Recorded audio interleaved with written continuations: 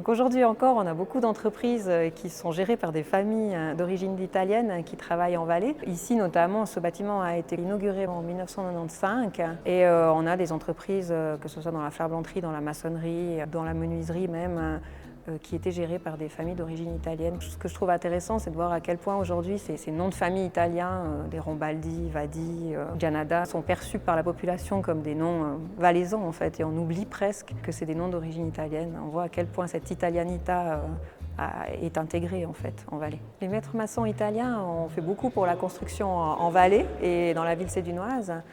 C'est-à-dire qu'en Valais, on n'avait pas forcément de spécialistes de la maçonnerie puisqu'on construisait plutôt en bois.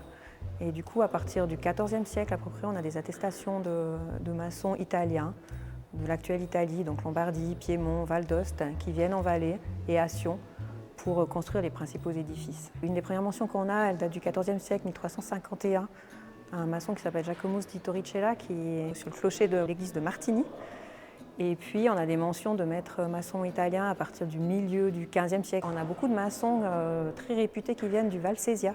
Le Val Sesia, c'est une région qui est sur le versant sud du Mont Rose.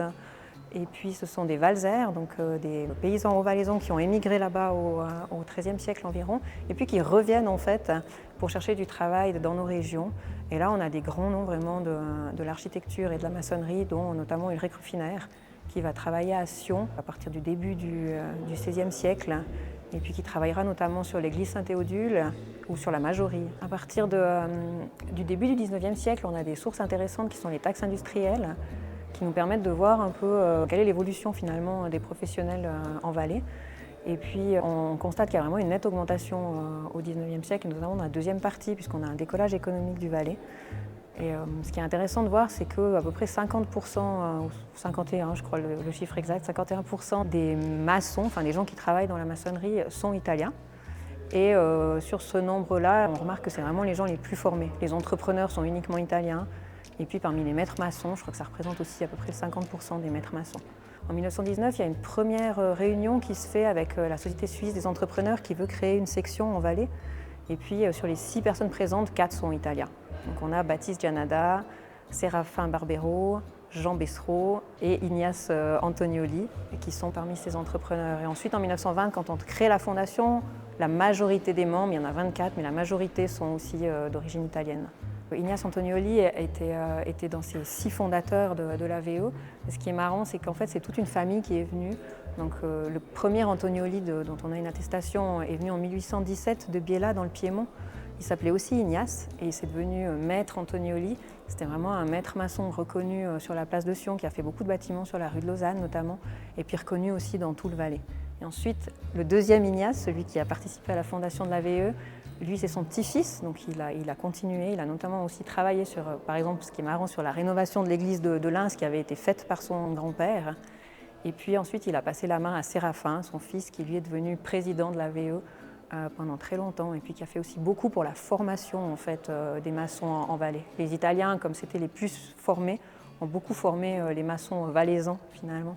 Et dans les années 30, c'est dans l'entreprise Antonioli que les gens allaient se former pour les perfectionnements de maçons.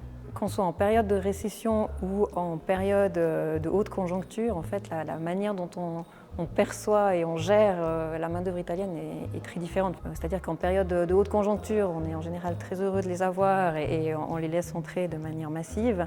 Et en période de crise, la population indigène, si on peut dire, a besoin de travail, donc a plus de peine à accepter que des étrangers viennent prendre le travail et ça peut créer de forts problèmes. Une des premières crises qu'on a vécues, c'est celle de 1899, donc c'est vraiment la période des grands tunnels et on a la construction du tunnel du Simplon.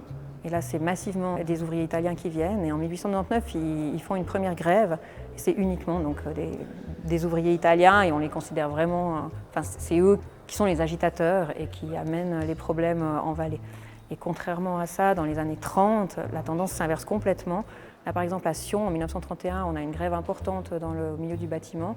Et c'est 200 à 300 ouvriers qui se mettent en grève et c'est uniquement des ouvriers valaisans. Les Italiens, eux, continuent le travail et le Conseil d'État doit mettre en place des mesures de sécurité en fait, pour garantir la liberté de travail parce qu'ils ont vraiment peur que les ouvriers valaisans aillent maltraiter ces pauvres ouvriers italiens. Après, la crise la plus connue, c'est sûrement celle des années 70, hein, avec les initiatives Schwarzenbach, où là, on a vraiment eu des initiatives xénophobes fortes pour limiter l'entrée des Italiens dans le pays.